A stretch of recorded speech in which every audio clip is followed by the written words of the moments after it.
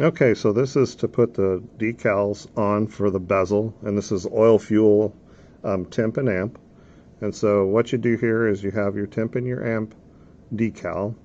A couple things I usually do is put a piece of tape kind of right along the edge here of where the decals are, and then in this case I poked a little hole, but you can use a Sharpie or something like that, and you want to just mark the center of one of the gauges, the gauge holes here.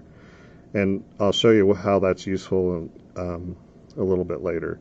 The other thing I do too is I tape them. I usually tape these down a little bit just so they don't move around, because they are kind of big, and a little bit easier to kind of work with everything if you tape them down so they don't move around. As always, I suggest that you peel the corners up. My big fingers can't get it up. And just make sure that the lettering comes up with it. And again, like I said, I do my best to try to make sure that that's sticking to the clear backing there, but occasionally it doesn't. It lifts off. Okay. And again, it's just, as it gets kind of bounced around and hot and cold, it can come loose. So if it does, just set it right back down, hit it with the popsicle stick, and then try it again.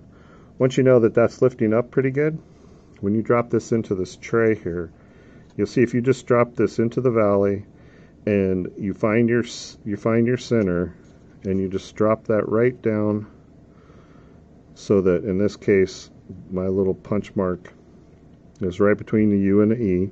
That's going to center you up just fine. And also you just want to slide that decal back to the center of the valley.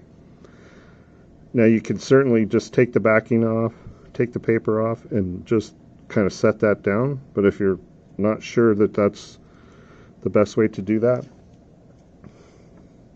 I can show you another technique. So take a piece of tape while you have that in the right place, and just lay it down right up underneath the lettering there, and then just push it down in that valley,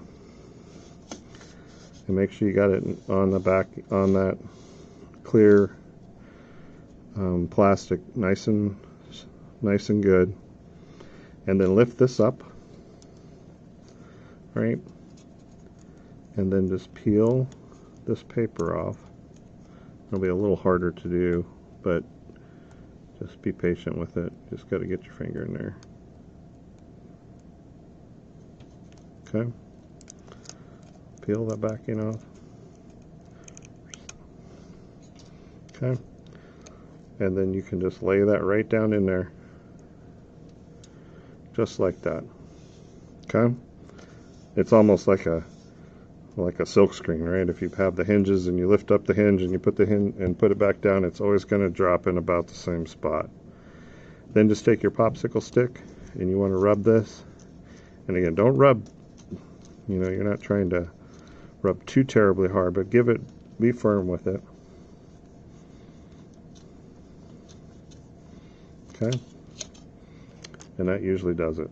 So then you just need to find a corner and pick it up and go a little slow, just in case one of your letters is being stubborn and sticking to that clear backing.